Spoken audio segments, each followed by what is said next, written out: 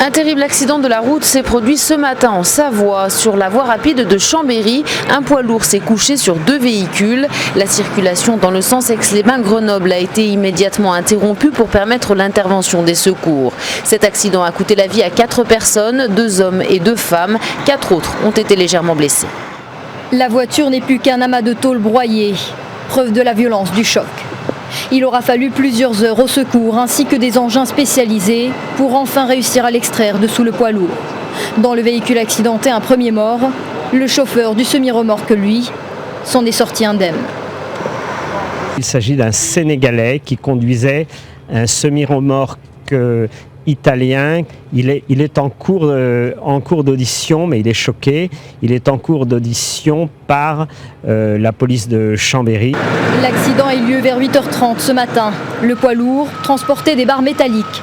Pour des raisons encore inconnues, il a traversé le terre-plein central avant de percuter 4 voitures circulant en sens inverse et de finir sa course dans le fossé.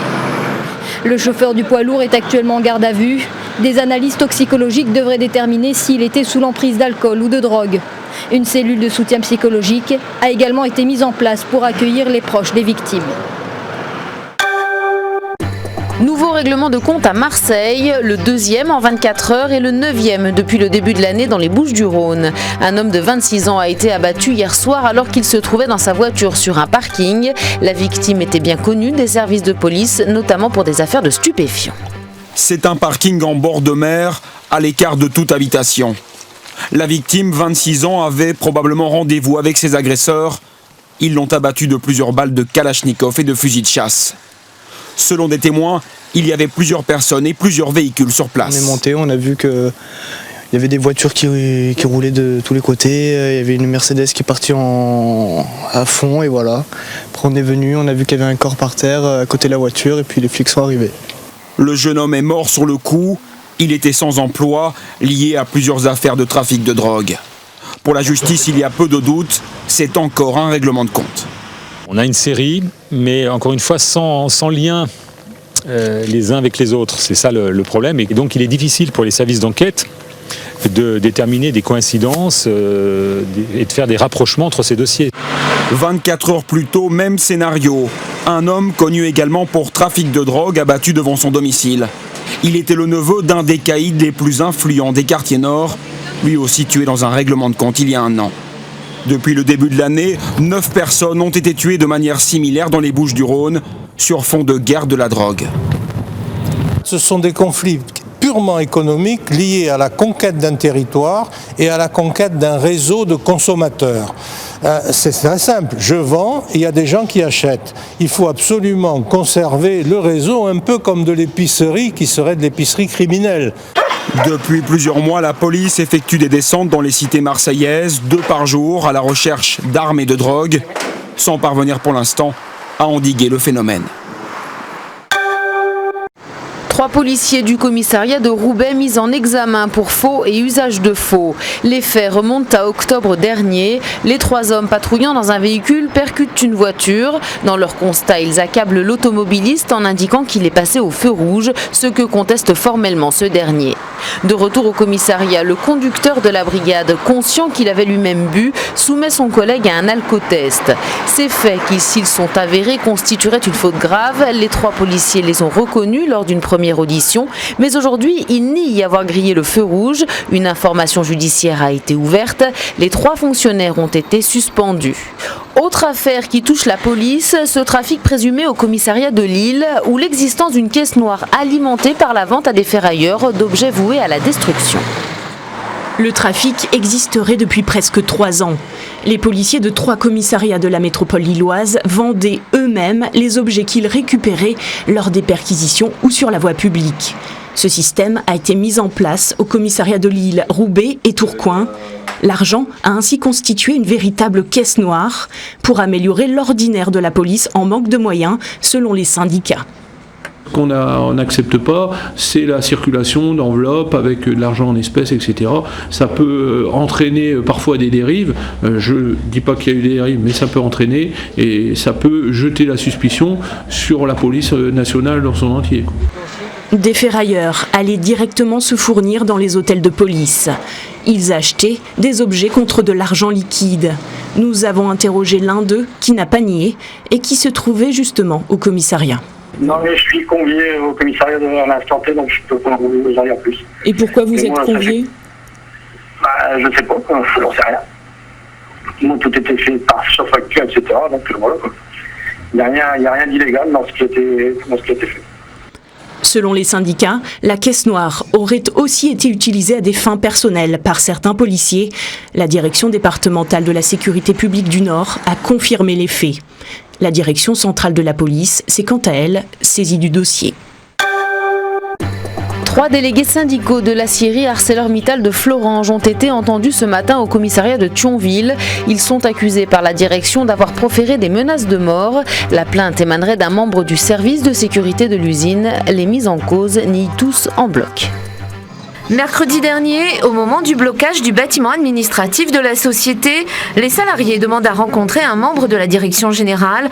Ils sont arrêtés par des vigiles. Au bout d'un moment, énervés d'attendre, ils rentrent quand même. Selon Édouard Martin, il y a eu des échanges, mais pas des menaces. C'est nous qui sommes menacés de mort. Nous n'avons menacé de mort personne. Nous n'avons agressé personne. C'est M. Mittal et ceux qui sont à Florange aujourd'hui, la direction, qui menacent de fermer Florange. Et là, c'est toute une vallée qui est menacée de mort. 3 responsables de la sécurité, le DRH d'ArcelorMittal et un vigile d'une société extérieure ont porté plainte. Ce matin, à la sortie de sa convocation au commissariat, Louise de Freitas, autre syndicaliste mis en cause, est irritée. On a dit des choses odieuses sur nous. Franchement, on est abasourdi de ce qu'on a entendu. Les propos, la plainte qu'on a déposée sur nous, c'est quand même grave de dire qu'on a menacé des familles, des gens qui ont porté plainte contre nous, qu'on ne les connaît même pas, ces gens-là. Oui, on est sali en fait, on est sali. Même indignation pour le 3e salarié auditionné ce matin. Moi j'ai des témoins comme quoi j'ai jamais proféré aucune menace et il y aura mes témoins qui vont être aussi auditionnés et on verra quoi. L'affaire est maintenant entre les mains du procureur de la République. Le parquet de Thionville peut décider d'ouvrir une enquête ou de classer le dossier. Quelle que soit l'issue, les 3 salariés ont annoncé qu'ils porteraient plainte pour dénonciation calomnieuse. Pierre Mauroy est hospitalisé à Clamart, dans les Hauts-de-Seine. L'ancien Premier ministre socialiste a subi hier une intervention à un poumon après la découverte d'une tumeur cancéreuse. L'opération s'est déroulée normalement. L'ancien maire de Lille, 83 ans, va bien, mais il reste en observation. Il devrait rentrer chez lui en début de semaine prochaine. Le site internet de l'US Quevilly a été piraté. La cible, le futur adversaire des Canaries, l'Olympique lyonnais. Ainsi, pendant quelques minutes, le logo de l'OL a été détourné par un ou plusieurs pirates qui ont également détruit la quasi-totalité des données. L'US Quevilly a aussitôt présenté ses excuses au club lyonnais et à ses supporters. Il a aussi promis de renforcer la sécurité de son site web. Sur ce site, l'affiche de la finale a très vite été rectifiée, mais de nombreuses données sont toujours introuvables. Les Marseillais s'apprêtent eux aussi à disputer une finale face à Lyon. Ce sera demain soir en Coupe de la Ligue, mais eux ne sont pas vraiment d'humeur à blaguer. C'est plutôt ambiance soupe à la grimace pour les supporters de l'OM qui ont le moral dans les chaussettes. Un calvaire, une descente aux enfers, une poisse qui colle à la peau des Olympiens. Quand cette saison cauchemardesque va-t-elle s'arrêter ? Dimanche dernier, un OM limité mais malchanceux s'incline à Paris. 10e défaite en 11 matchs, un record. On vit une période très très difficile, comme je l'ai dit, puis il ne faut pas rester sur notre sort. On aura dès mercredi une échéance contre Montpellier, un match de rattrapage qu'il faudra gagner parce qu'il nous faut vite une performance pour retrouver toute cette confiance et parce qu'après on enchaîne contre Lyon et il y a un trophée au bout. 3 jours plus tard, les supporters ont mal à la tête, mal au bide. Dans quelques heures, les Marseillais reçoivent Montpellier au Vélodrome, mais le cœur n'y est pas. Pas question d'encourager les joueurs. Christian Cataldo est triste. L'OM, c'est une grande partie de sa vie. Cette finale sera sa 12e, sa 13e, il ne sait plus. Mais jamais dans un tel contexte. C'est sûr que le moral il est au plus bas, comme quand on a des soucis, quand on a des soucis de travail, quand on a des soucis de physique, quand on a des soucis de familiaux, ben là c'est un peu pareil quoi. Ça nous prend la tête et moi je me demande surtout comment on va s'en sortir. Et je me vois mal pour cette fin de saison. C'est une finale, c'est contre Lyon, donc je pense que Les encouragements, il n'y aura pas besoin de les pousser, ils vont y être. À moins que ça se passe mal d'entrée de match. Voilà. Quelques heures plus tard, l'OM perd encore. Gignac refuse de serrer la main à son entraîneur. Le climat est irrespirable. Didier Deschamps est à la fois dos au mur, cloué au sol, sans solution.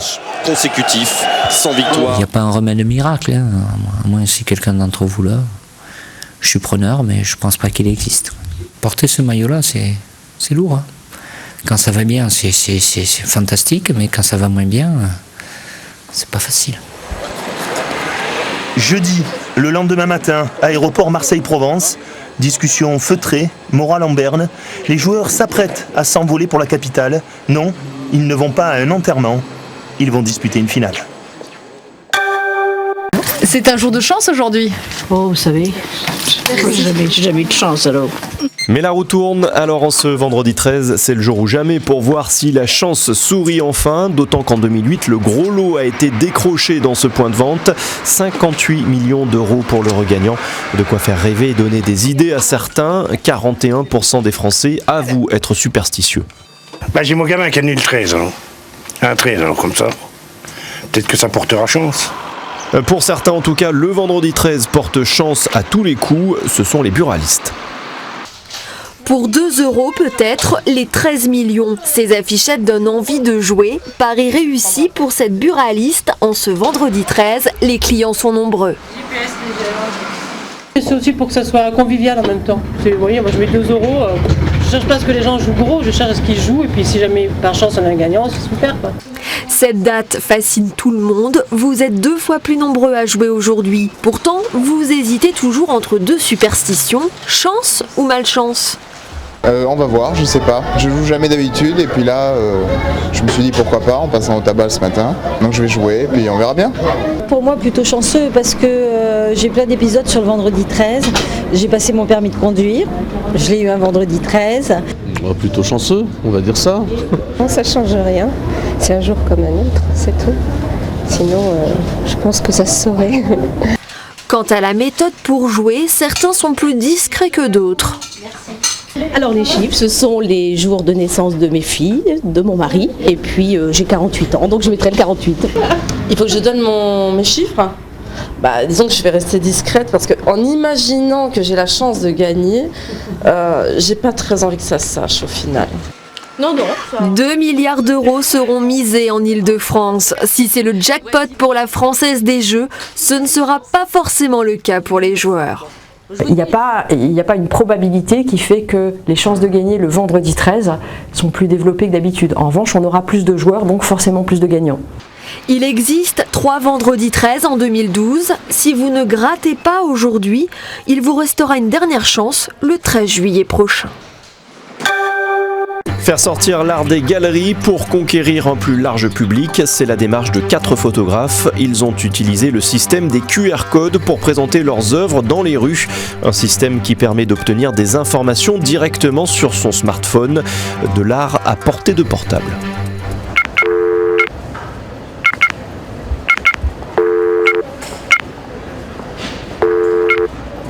L'événement Arcade Attack ne se veut pas quelque chose en parallèle, qui remplace les galeries. C'est un événement complémentaire.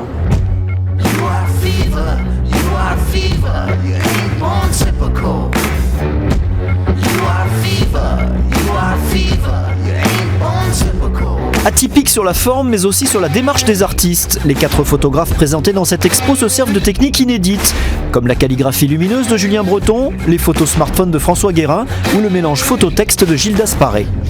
Les jeux sur les corps et les matières de Guillaume Sébron, photographe choletais encore inconnu, acquiert lui aussi un nouveau public grâce à cette présentation virtuelle. Donc le fait qu'on puisse exposer en plus en même temps ici au studio Arango à Cholet, ça permet d'avoir des gens qui viennent, qui ne seraient pas venus en temps ordinaire, mais qui ont découvert sur les vitrines de Cholet, sur Nantes ou sur Angers, en fait, les QR codes et les œuvres qui sont dessus, et qui ont envie de voir en vrai ce que ça donne, quoi. Et c'est complètement différent, avoir une œuvre sur son portable et de l'avoir ici en vrai. Arcade Attack, par exemple, 2012, on a 4 artistes. On les a fait à Nantes, Angers, Cholet. Maintenant, on va les faire à Lyon. Après, on va les faire à Paris. C'est toujours en 2012. Je pense que Internet, faut le prendre comme un outil de promotion très intéressant pour les artistes qui n'ont pas de notoriété. Et ça permet que les gens découvrent le travail des artistes. Et pour les gens intéressés, ils peuvent après acheter les tirages d'art dans des structures adéquates telles que des galeries.